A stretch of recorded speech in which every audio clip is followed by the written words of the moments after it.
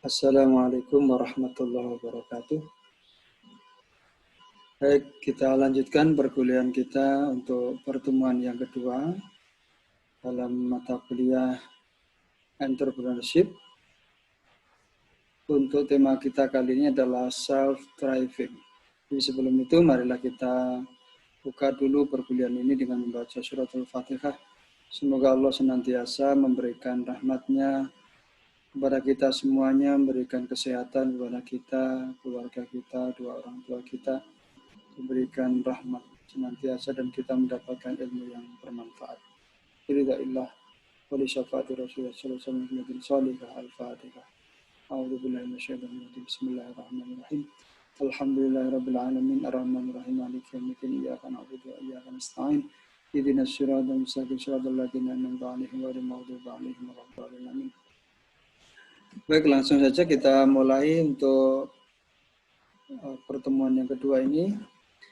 Sebagaimana yang sudah saya sampaikan di pertemuan-pertemuan selanjutnya pertemuan sebelumnya, bahwa di dalam perkuliahan entrepreneurship ini dibagi menjadi 3 pokok pembahasan. Yang pertama tentang mentalnya, ya, bagaimana merubah mindset kita, karena sukses atau tidak itu yang terutama terletak pada mindset kita. Yang kedua, pada pemahaman, pengetahuannya. Jadi bagaimana untuk menjadi seorang yang sukses, kemudian yang terakhir adalah untuk skill-nya. Nah, yang pertama kita adalah untuk mindset-nya. Yang saya gunakan ini sebenarnya adalah sebuah buku dari Profesor Renald Kasali, yang beliau adalah pendiri dan yang berada di Rumah Perubahan Indonesia. Dan banyak anak-anak muda, mahasiswa, anak-anaknya orang-orang kaya yang ingin anaknya juga menjadi orang yang sukses dititipkan ke sana. Nah, itu beliau mendirikan namanya Rumah Perubahan. Salah satu bukunya yang bestseller adalah Self-Driving. Tema kita kali ini adalah Self-Driving, Move from Passenger to Driver. Bagaimana merubah mental kita dari mental seorang passenger menuju seorang driver. Nah, yang pertama coba kita baca bersama-sama. Sesuatu yang ada pada dirimu itulah kendaraanmu.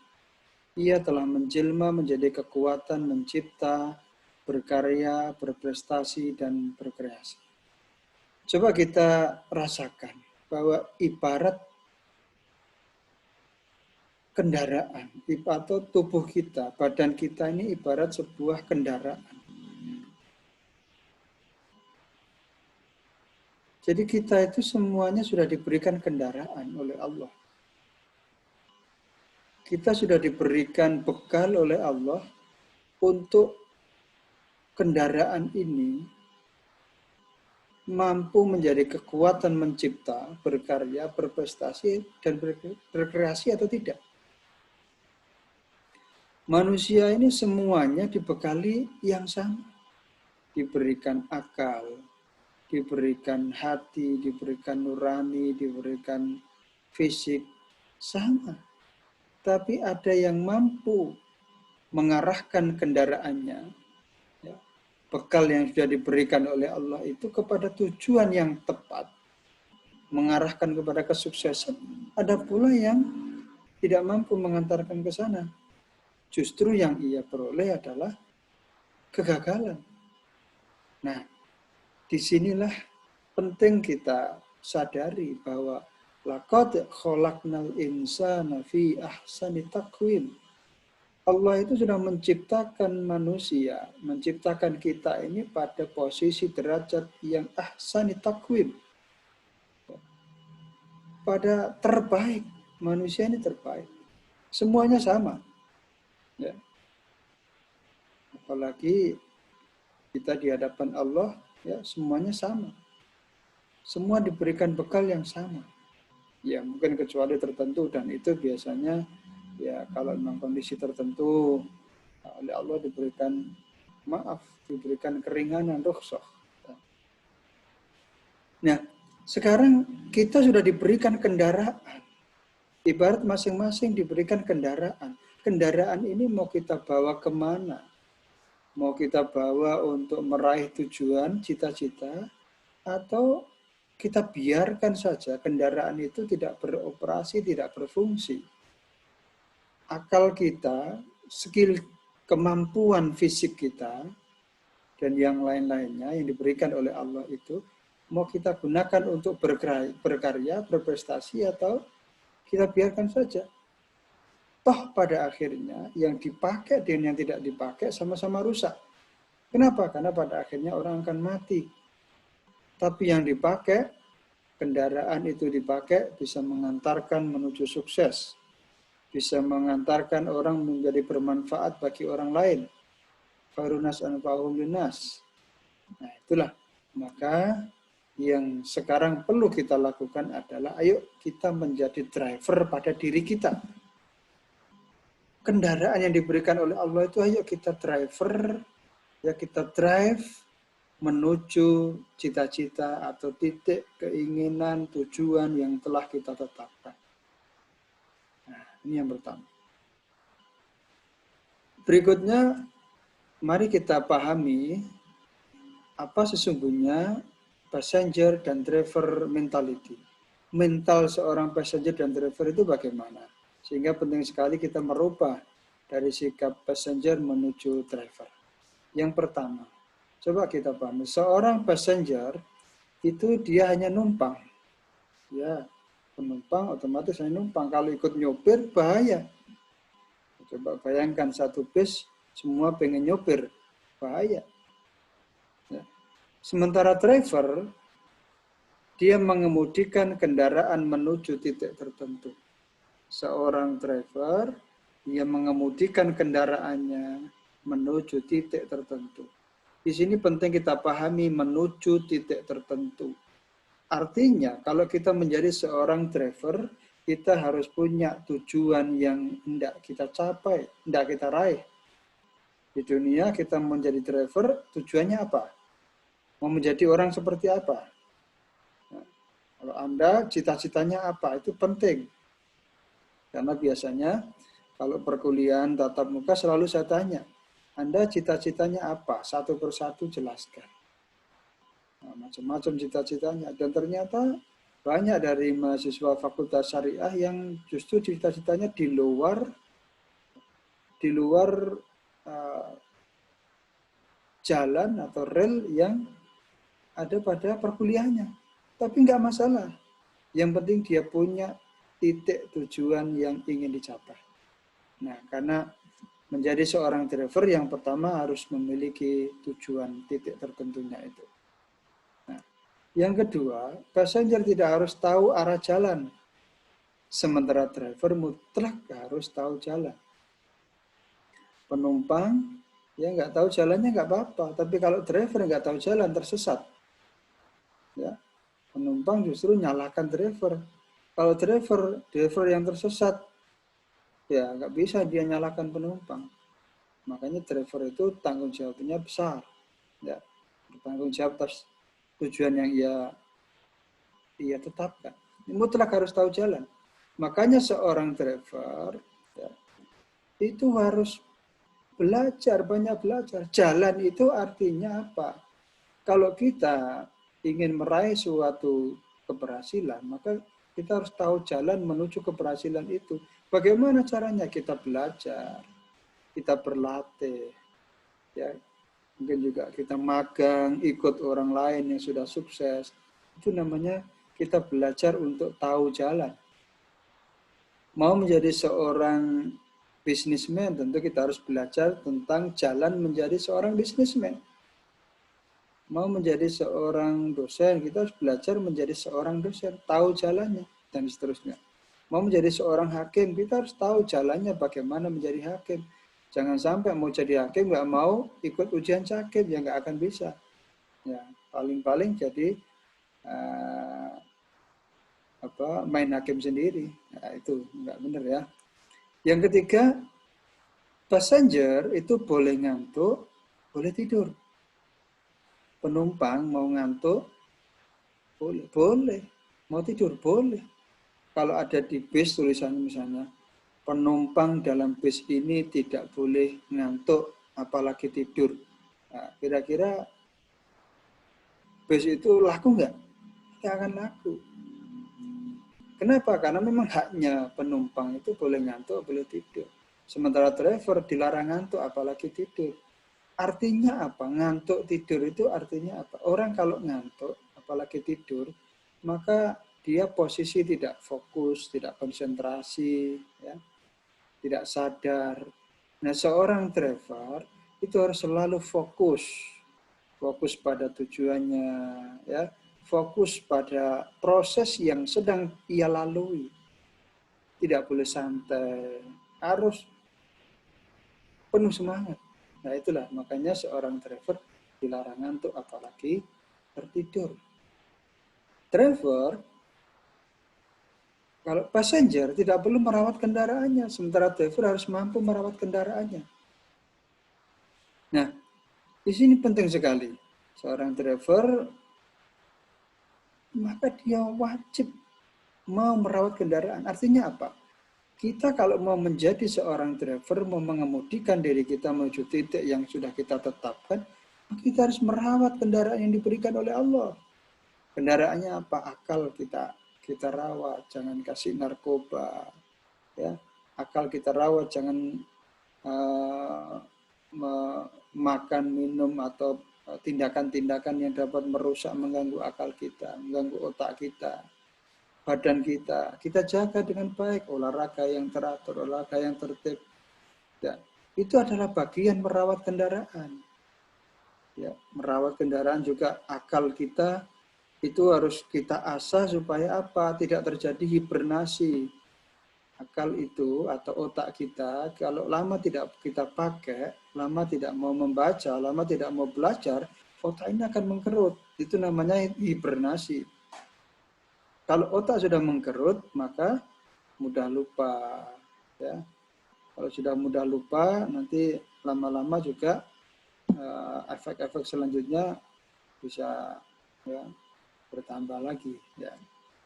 Maka kita harus mampu merawat kendaraan. Ada sebuah cerita yang menarik untuk kita ambil pelajarannya. Seorang presiden Amerika yang namanya Theodore Roosevelt, ya, TR, mungkin Anda ada yang kenal, ya, mungkin kenal tidak, saya juga tidak kenal, tapi tahu. Belum tentu juga dari Anda tahu karena ini presiden sudah lama. Presiden Amerika Serikat TR, kalau kita membayangkan melihat presiden Amerika yang sekarang, Donald Trump, itu kan orangnya energik, meskipun tua, energik, kuat. Ya. Presiden-presiden sebelumnya juga kuat-kuat. Nah, kita membayangkan TR pasti juga orangnya kuat. Betul. TR orangnya badannya besar, kuat. Bahkan semboyannya adalah melesat bagai roket. Kalau orang punya semboyan melesat bagai roket, itu kira-kira dia kerjanya cepat atau dia kerjanya lambat? Pasti cepat. Nah, tapi itu tidak bisa kita lihat saat TR masih kecil. Kenapa?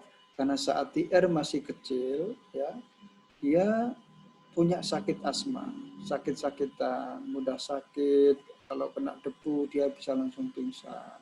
Ya. Kena serbuk sari di Amerika itu kan ada 6 musim, ya.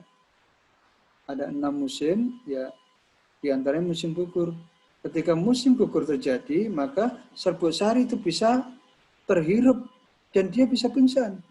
Sampai akhirnya dia diungsikan di negara lain untuk menjaga kesehatannya. Nah, bagaimana mungkin seorang calon presiden dia punya sakit asma, sakit-sakitan bisa pingsan? Jadi bayangkan kalau dia bilang hancurkan Irak, misalnya hancurkan Iran begitu, seperti sekarang Donald Trump begitu, tiba-tiba dia kena debu langsung pingsan, nggak pas. Nah, akhirnya pada umur 11 tahun, ayah TR, nah ini pentingnya orang tua di dalam mengarahkan anak-anak.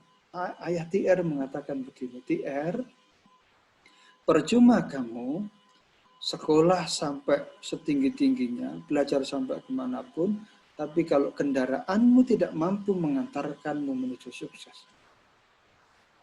Kalau kendaraanmu ringkih, rapuh, tidak akan mampu mengantarkanmu menuju sukses. Akhirnya TR menerima itu. Umur 11 tahun dia menyadari betul bahwa dia harus menjaga, membuat kendaraannya menjadi kuat agar mampu mengarahkan dia menuju titik yang dia inginkan.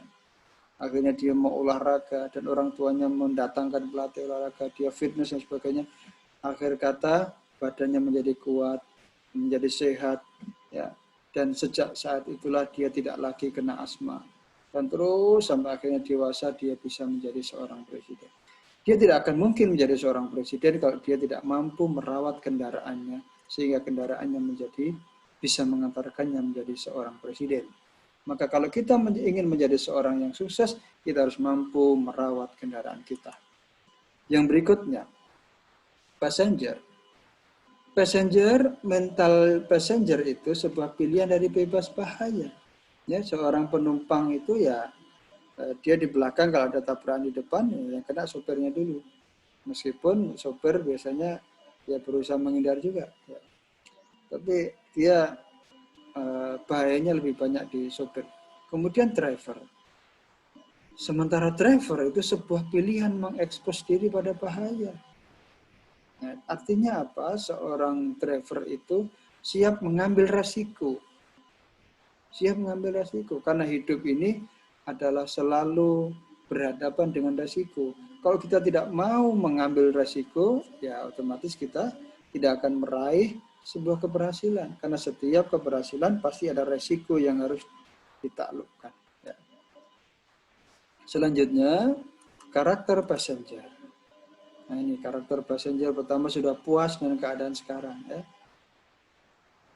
Jadi orang kalau puas, ya, tidak mau melakukan perubahan, tidak mau melakukan perbaikan, ya itu tidak akan pernah berhasil. Dia menjadi seorang passenger saja. Padahal Rasulullah sendiri sudah mengatakan bahwa kita jangan sampai waktu hari ini itu lebih jelek daripada hari kemarin. Ya. Tapi hari ini harus lebih baik dari hari kemarin supaya kita menjadi seorang orang yang beruntung. Rabihun. Tapi kalau baman kana yaumuhu syarran min amsihi. Tapi kalau barang siapa yang hari ini lebih jelek daripada hari kemarin, bahwa halikun. Jangankan lebih jelek, sama saja kita tidak boleh. Artinya stagnan saja nggak boleh, apalagi turun. Kata Rasulullah, "Man kana yamu sawa'an min amsi fa huwa khasirun." Sama saja stagnan itu rugi. Sama dengan bisnis itu kalau impas itu termasuk rugi. Nah, maka harus untung. Nah, karakter passenger itu sudah puas. Nah, kita nggak boleh seperti itu. Tidak menyukai tantangan baru, ya. Kemudian takut menghadapi masalah dan kurang kemandirian. Kalau ada masalah kita takut.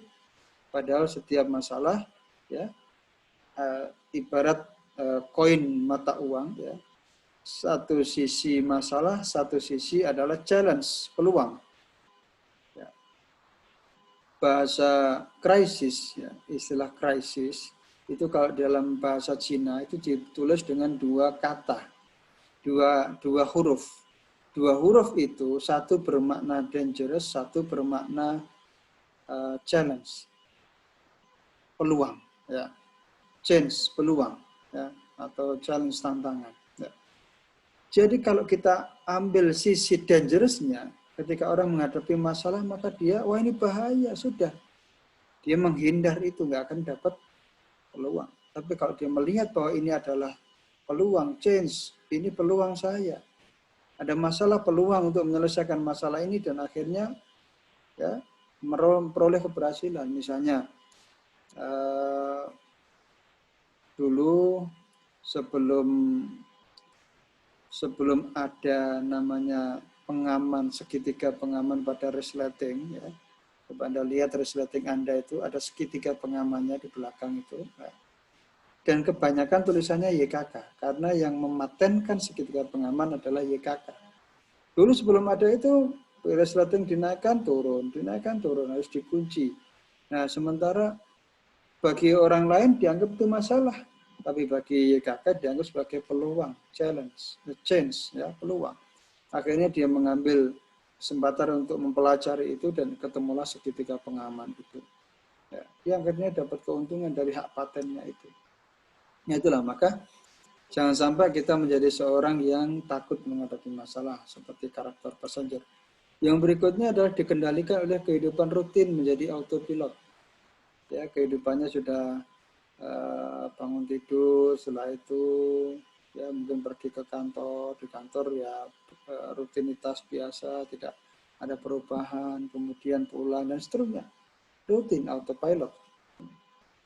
Ini yang seringkali terjadi. Bahkan kalau saya tanya, misalnya Anda seorang pegawai, ya, karyawan baik swasta maupun ASN, Anda telah bekerja selama 10 tahun misalnya. Kalau saya tanya, pengalaman Anda berapa tahun bekerja? Pastinya Anda akan menjawab 10 tahun. Padahal belum tentu. Kenapa? Karena bisa jadi di dalam 10 tahun itu sebenarnya adalah 1 tahun pengalaman Anda yang diulang sebanyak 10 kali. Jadi kalau dihitung, pengalamannya itu sebenarnya hanya 1 tahun saja. Sisanya pengulangan-pengulangan. Nah itulah namanya autopilot. Nah, seorang bisnismen tidak boleh begitu. Kalau stagnan, dia akan digilas oleh yang lain. Bagaimana kita lihat Yahoo dulu begitu kuat, begitu muncul Google, WhatsApp dan sebagainya, Yahoo menjadi tergusur. Ya, dan seterusnya. Kemudian mudah mengeluh dan bersungut-sungut sepanjang perjalanan hidup. Ya, orang yang passenger itu mudah mengeluh, dikit-dikit mengeluh, ya, dikit-dikit sambat. Nah, kita nggak boleh begitu. Ya. Kemudian tidak tahu alternatif jalan keluar. Ya. Ada masalah sudah dia seperti mentok, seperti berhadapan pada dinding. Ya. Mudah frustasi ketika suatu keadaan berubah tiba-tiba. Ya. Padahal kita, ya, misalnya dalam perusahaan, ya, itu akan selalu disiapkan untuk siap menghadapi perubahan. Kenapa? Karena perubahan itu sebuah keniscayaan. Hidup itu pasti berubah. Ya. Tantangan-tantangan terus akan berkembang. Zaman terus berubah. Ya. Kalau kita tidak siap menghadapi perubahan dengan tiba-tiba, bahkan ya kita akan ditinggalkan. Ya. Nah, ini sebaliknya, karakter seorang driver tidak puas dengan kehidupan sekarang. Tidak puas bukan berarti tidak mensyukuri, tidak menerima. Ya. Jadi bersyukur, menerima dengan penuh rasa syukur apa yang telah diperoleh saat ini, tapi tidak puas, terus ingin memperbaiki diri, self improvement, ya. Self improvement, terus memperbaiki diri. Kemudian menyukai tantangan dan peluang baru. Ya, tantangan-tantangan adalah peluang. Memecahkan masalah bersama menginspirasi orang lain. Jadi kalau ada masalah, dia berusaha, dia pecahkan, dia inspirasi orang lain. Ya. Jadi dia tidak lari dari masalah. Kemudian yang keempat, bekerja dengan hati, mencintai sesama, menjaga hubungan baik dan peduli. Bekerja dengan hati ini penting sekali. Apalagi kalau kita dalam sebuah tim, ya. Orang itu akan kerasa kita bekerja dengan hati atau bekerja dengan akal saja. Kalau kita bekerja dengan hati, ya, meskipun jamnya sudah selesai, tapi kalau target kita belum selesai, kita akan berupaya menyelesaikan. Tapi kalau bekerja dengan akal, dia hitung-hitungan. Dia bekerja mulai pagi sampai sore, sudah selesai, meskipun targetnya belum selesai, sudah kita tinggalkan. Nah, itu bekerja dengan akal saja. Karena akal akan dia menghitung, ya, dengan rasio saja. Ya, maka kita harus bekerja dengan hati, sepenuh hati. Apalagi kalau berhubungan dengan sesama, dengan relasi kita, harus kita jaga hubungan baik. Kemudian yang kelima, memimpin dengan pertanyaan, memperbaiki cara berpikir penumpang. Seorang driver, dia memimpinnya dengan bertanya. Ya, dia bertanya. Selanjutnya, memberikan arah jalan yang jelas. Ya, seorang driver dia memberikan arah yang jelas. Yang ketujuh, berani melakukan kesalahan kecil dan mengambil risiko yang terukur. Ya. Jadi ada kesalahan kecil, dia berani mengambil. Itu adalah sebuah risiko. Ya, dalam bisnis, kesalahan kecil kadang harus diambil. Ya, tapi dia mengukur risikonya, sehingga tidak gambling. Yang kedelapan, sangat mencintai perubahan, namun rendah hati dan penuh empati. Ya. Perubahan dia suka, karena hidup itu adalah menjalani rangkaian perubahan, tapi rendah hati. Selanjutnya, dikendalikan oleh kreatif dan positive thinking. Nah, seorang driver itu kreatif, positive thinking. Positive thinking itu penting sekali. Ada cerita yang menarik dari pabrik sepatu yang ingin mendirikan sebuah pabrik di Papua. Ya. Dia bertanya kepada karyawannya, kira-kira bagaimana kalau kita mendirikan pabrik sepatu di Papua? Karyawannya yang tidak punya mindset entrepreneur, dia bilang, wah, bos ngapain pabrik sepatu di Papua seperti itu, tidak banyak orangnya dan sebagainya. Ya, tapi karena bosnya bermental entrepreneur, dia positive thinking, ya, dia berusaha menggali hal yang positif dari itu. Kemudian dia mencari data. Ya. Seorang entrepreneur itu by data. Akhirnya dia utus 2 tim ke sana untuk meneliti bagaimana peluang untuk mendirikan pabrik sepatu di Papua. Tim yang satu setelah melakukan penelitian datang, dia bilang, bos, kita tidak mungkin mendirikan pabrik sepatu di sana. Kenapa? Karena orang Papua tidak butuh sepatu. Loh, benar tak? Iya bos, orang Papua tidak pakai sepatu, sehingga dia nggak butuh. Oh gitu ya. Oke, kita tunggu tim yang kedua. Tim yang kedua datang, dia menyampaikan, bos, kita punya peluang yang besar untuk mendapatkan keuntungan yang besar kalau kita buat pabrik sepatu di sana. Loh. Temanmu tadi bilang tidak mungkin kita buat pabrik sepatu di sana. Itu proyek yang gila. Bos, kenapa? Kata temanmu tadi, kata tim satunya, dia bilang orang Papua tidak butuh sepatu. Tunggu dulu. Kalau orang Papua tidak pakai sepatu, saya setuju. Memang faktanya banyak orang Papua tidak pakai sepatu karena jalannya di hutan. Tapi orang yang tidak pakai sepatu belum tentu dia tidak butuh sepatu. Bisa jadi karena dia tidak punya sepatu atau tidak tahu manfaatnya sepatu. Terus gimana caranya? Ya nanti kita undang, kita kumpulkan kepala-kepala adat, kita kasih tahu caranya, manfaatnya sepatu. Kita kasih sepatu, suruh berburu pakai sepatu. Ternyata enak, berburu pakai sepatu, nggak kena duri. Wah, lalu ya kita jadikan sebagai marketing kita. Bayangkan kalau marketing kita kepala-kepala adat se-Papua, oh kita pasti akan sukses besar. Kalau kita kasih dia fee, wah, oke. Ya, ini bosnya setuju, akhirnya dia ditunjuk sebagai pimpinannya. Nah, itu kita harus melihat sesuatu itu positif, ya. Kemudian selalu belajar tentang hal-hal baru, ya. Karena hidup itu selalu berubah, berkembang. Ya. Kita harus siap menghadapi hal-hal baru. Harus mau belajar. Kalau tidak mau belajar, misalnya seperti dosen ini dulu perkuliahannya dengan tatap muka, sekarang harus daring. Kalau nggak mau belajar, nggak bisa. Sudah berhenti, nggak bisa. Nah, maka kita harus selalu mau belajar hal yang baru. Apalagi ilmu itu terus berkembang. Kalau kita nggak mau ya sudah, meskipun profesor ya akan ketinggalan zaman.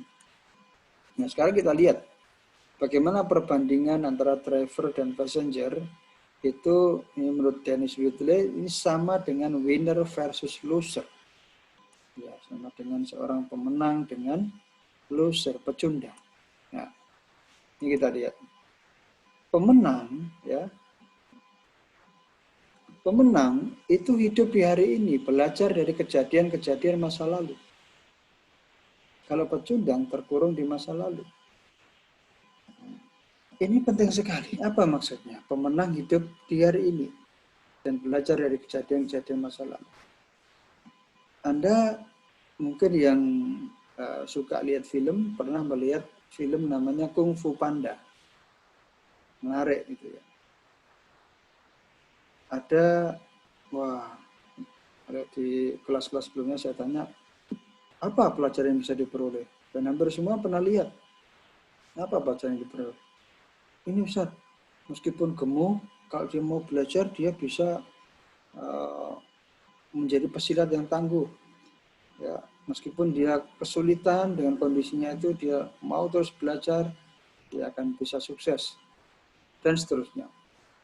Tapi ada yang menarik yang disampaikan di situ terkait dengan hal ini. Menurut di situ, ya, pelajaran yang menarik bahasanya begini. Yesterday is history. History. Tomorrow is mystery. Kemarin itu hanyalah cerita, hanyalah sejarah, sudah lewat. Tapi tomorrow, besok, masa depan, itu adalah misteri. Belum ada yang tahu. Bahkan setelah ini 1 jam lagi, besok, lusa, 1 bulan ke depan, tahun depan, apakah kita masih hidup saja, kita nggak tahu. Apakah tahun depan kita akan memperoleh satu keuntungan yang besar menjadi seorang yang sukses, nggak ada yang tahu. Maka itu masih misteri. Sehingga buat apa kita selalu meratapi masa lalu, dan buat apa kita selalu khawatir akan masa depan. Yang paling penting menurut pelajaran dari Kung Fu Panda ini adalah the day, hari ini, the day is gift. Hari ini adalah hadiah dari Allah, hadiah dari Tuhan, agar kita betul-betul bisa memanfaatkan. Kalau orang itu hari ini melakukan yang terbaik, maka esok hari akan menjadi kenangan yang manis. Kalau di hari ini melakukan yang terbaik, maka masa depan juga akan lebih cerah. Kenapa? Karena man jadda wajada. Siapa yang sungguh-sungguh, dia akan menemukan keberhasilan.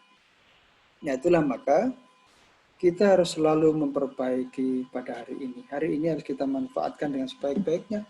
Jangan sampai ada iklan itu yang kalau bisa esok hari, ngapain sekarang? Kalau bisa ditunda, ngapain buru-buru? Jangan. Ya, kalau bisa kita lakukan saat ini, lakukan. Supaya the day is gift, betul-betul kita manfaatkan dan kita syukuri.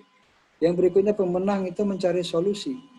Berpikir bagaimana mengatasi masalahnya. Kalau pecundang hanya senang membuat alasan. Kemudian pemenang melihat enaknya atau manfaatnya. Pecundang melihat capeknya atau sakitnya. Nah, kemudian pemenang mau belajar. Saya tahunya baru sedikit. Sementara pecundang merasa sudah sok jagoan. Meski baru tahu sedikit. Ya, misalnya ada seorang pesilat ya yang baru sabuk pertama ya. Kemudian dia turun gunung, wah, senggol sedikit dia langsung kuda-kudanya main. Wah, langsung kembangan tangannya itu langsung wah, dia pukul aja orang lain ya. Dia main maki-maki orang lain. Dia merasa sok jagoan. Seperti orang itu mau dihajar. Padahal gurunya di jalan ada yang nyenggol, dia malah justru yang minta maaf. Padahal kalau dia mau mengeluarkan jurus, semua jurus yang dia tahu. Nah itulah. Kadang orang yang hebat, orang yang pintar itu justru rendah hati. Ya. Justru dia tidak menampakkan sombong, tidak menampakkan keilmuannya. Ya, dia tampak rendah, merendah, tapi sesungguhnya dia hebat, seperti padi. Ya, seperti itulah. Pemenang mencari solusi, ya, bekerja dengan fakta. Pecundang mengembalikan masalah dramatisasi. Jadi kalau ada masalah, dia berusaha mencari solusi. Seperti di Papua tadi, dia bekerja dengan fakta. Tidak hanya opini. Opininya orang nggak pakai sepatu, berarti nggak butuh sepatu. Belum tentu. Bisa jadi karena dia tidak punya sepatu atau tidak tahu manfaatnya sepatu. Cari faktanya. Apalagi Anda seorang ahli hukum. Faktanya apa? Nah, itu penting. Kemudian pemenang sabar mendengarkan, aktif membaca yang tak terlihat. Sementara pecundang selalu ingin didengar, bicara terus bawel. Nah, berikutnya pemenang berkata ini memang sulit tapi bisa dikerjakan. Pecundang berkata ini mungkin bisa tapi terlalu sulit. Coba. Dua kalimat ini seolah-olah biasa. Tapi efeknya beda. Yang pertama, pemenang itu berkata ini memang sulit tapi bisa dikerjakan. Akhirnya dikerjakan enggak? Dikerjakan. Sesulit apapun, kalau kita berprinsip ini bisa dikerjakan, akan kita kerjakan. Tapi meskipun tidak terlalu sulit, tapi kalau dia berkata ini mungkin bisa, tapi terlalu sulit, akhirnya malas mengerjakan, nggak mau dikerjakan. Skripsi ini mungkin ini memang sulit, buktinya ya tugas akhir, ya sulit lah, teman-teman juga begitu, tapi bisa dikerjakan, buktinya juga selesai. Tapi kalau berpikir skripsi ini mungkin bisa, tapi terlalu sulit judul ini, ya nggak akan selesai. Dan yang lainnya kita bisa lihat. Kemudian pemenang, ada yang bisa saya bantu? Suruh saja sih. Inilah seorang pemenang, dia itu suka membantu orang lain, suka melayani. Pecundang, enggak, dia malah suruh saja sih, nggak mau. Padahal kita melihat, ya, orang yang hebat itu sebenarnya pelayan orang lain, suka membantu orang lain. Presiden dia pelayan rakyat, DPR juga pelayan rakyat, bupati, gubernur pelayan rakyat. Seorang bos perusahaan dia pelayan konsumen. Nah, itu mental winner itu harus siap suka membantu. Jangan malah suruh saja si A. Nah, akhirnya kalau ada proyek suruh saja si A, jadi nggak dapat proyek. Nah itu pemenang tidak mudah lupa karena bertanggung jawab. Nah, jadi selalu tanggung jawabnya, jadi nggak lupa. Pecundang pelupa, tidak peduli menganggap dirinya bodoh dan lemah. Nah, pemenang berkata lembut meskipun isinya bernas berbobot. Ngomongnya sederhana, ringan, nggak berapi-api. Padahal bobotnya luar biasa.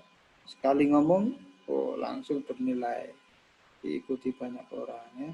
Pecundang ngomong kosong, katanya keras ya. Winner selalu ada cara yang lebih baik. Dia berpikiran bahwa ini adalah salah satu cara saja untuk menyelesaikan tugas saya. Tapi sebenarnya ada banyak cara-cara yang lain yang mungkin lebih baik. Nah, orang kalau berpikir selalu ada cara yang lebih baik, kira-kira akan berusaha memperbaiki. Akan berusaha memperbaiki. Tapi kalau orang berkata ya cuman itu caranya, berarti dia sudah berhenti, nggak mau melakukan perubahan, nggak mau melakukan perbaikan. Nah itu. Kemudian ketika melakukan kesalahan, seorang winner akan berkata saya yang salah. Kalau loser dia bilang bukan salah saya, not me. Nah ini penting. Seorang bos besar biasanya kalau dia gagal pada tahun itu misalnya mengalami penurunan omset, maka dia buru-buru lari melihat cermin. Di depan cermin dia berkata, ini semua gara-gara kamu. Maksudnya gara-gara dirinya, bukan orang lain. Tapi begitu tahun itu meraih satu kesuksesan, dia buka jendela, dia katakan semua gara-gara kalian. Maksudnya siapa? Karena semua karena karyawannya, karena pekerjaannya, bukan dirinya. Ya, tapi kalau salah dia merasa dirinya. Tapi kalau pecundang, wah, Kalau dia berhasil, buru-buru datang ke cermin, dia bilang, hebat semua, ini karena kamu hebat. Maka merasa dirinya yang hebat. Kalau salah, dia timpakan, gara-gara kalian nggak becus dan sebagainya. Seorang pemimpin, semuanya terletak pada pimpinan. Coba ada dia. Misalnya bupati saja, atau gubernur, atau wali kota. Ya. Anda lihat, kalau pimpinannya hebat, maka semua komponen situ digerakkan menjadi berhasil, sukses. Dari pimpinannya. Tapi kalau pimpinannya biasa-biasa saja, udah nggak ada perubahan. Nah, itu akan tampak sekali, misalnya Surabaya, ya, dari dunia begitu sekarang jadi luar biasa. Nah, sementara kita melihat sampingnya, dekatnya Sidoarjo, biasa-biasa saja. Ya. Kenapa? Pimpinannya. Jadi semuanya pimpinan, ya. Artinya kalau kita menjadi seorang pribadi, seorang pemimpin, ya kita harus bertanggung jawab. Ya, kalau ada salah, kita yang salah, jangan seorang lain yang salah. Kita kullukum ra'in wa kullukum mas'ulun an ra'iyati. Ya. Pemenang menolong orang lain agar menang juga. Pecundang menolak membantu, menganggap yang lain ancaman. Ya. Jadi kalau pemenang itu ada orang yang perlu dibantu, dia bantu. Kenapa? Karena sesungguhnya kalau ada orang yang kita bantu itu sukses, kesuksesan itu akan mempermudah jalan kita.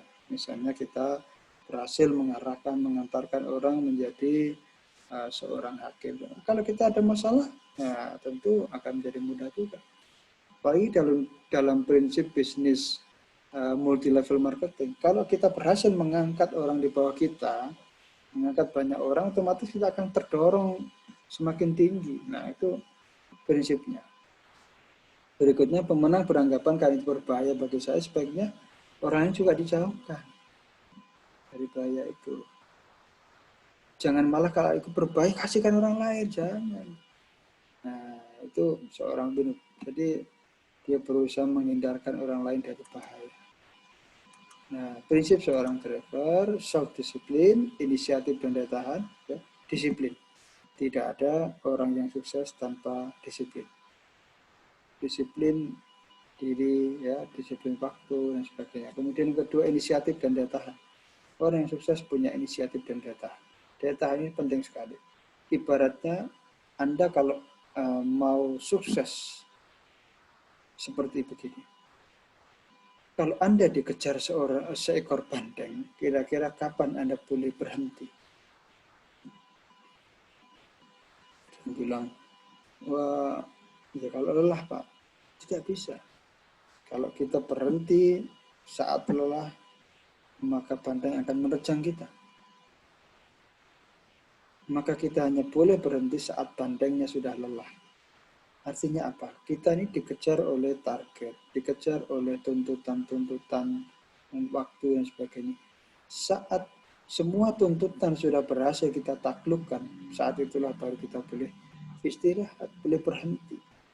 Nah, harus punya daya tahan. Makanya. Yang ketiga, melayani. Ya, sudah saya sampaikan tadi bahwa melayani. Seorang yang hebat, yang sukses itu adalah pelayan yang terbaik. Pelayan terbaik di Indonesia adalah ya presiden. Jadi presiden itu. Pelayan terbaik di Kota Malang, ya wali kota. Nah, karena dia adalah pelayan rakyat. Nah, dan seterusnya. Kemudian yang keempat, navigasi, kemampuan melihat dan mendengar, open mind. Ya. Orang yang driver itu harus mampu menavigasi arah tujuannya kemana. Ya.